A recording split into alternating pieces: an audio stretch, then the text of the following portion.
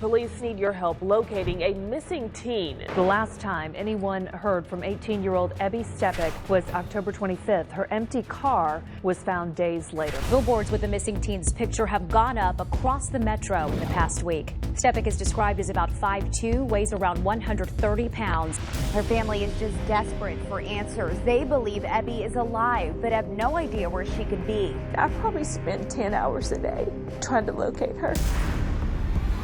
Ebby Steppach, the Little Rock teenager who hasn't been seen or heard from since this very day last year. It was obvious from the first day a crime had been committed. Jernigan believes her daughter could possibly be a victim of sex trafficking. I look every day in places that are your worst nightmare to see if your daughter's there. Jernigan believes her daughter was taken. I know that whether it's the police or whether it's one of us, we'll find her. We're looking for anything. This is not a homicide investigation, it's a missing persons investigation. Ebby Steppach, gone without a trace. Well, on the night that Ebby vanished, she confided something to her stepfather that left her parents wondering, could an incident at a high school party hold the key to what happened to their daughter? About 3 weeks before Ebby disappeared, her behavior changed drastically. She would tell us she was going someplace or with someone, and we would find out that's not where she was. Ebby was provoking arguments and wanted to move out. She left and eventually ended up with my son, Trevor.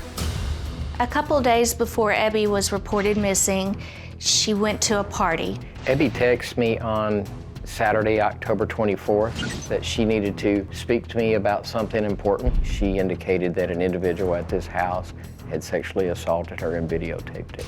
There were 4 boys at the party. She told me she was assaulted by one. Ebby was hysterical and wanted my husband to go to the police station with her. I told Ebby that I would meet her after dinner to sit tight, and I'd let her know when I was on my way. The last question I asked her was if she wanted to go file her police report, and she stated, yes, I'm certain.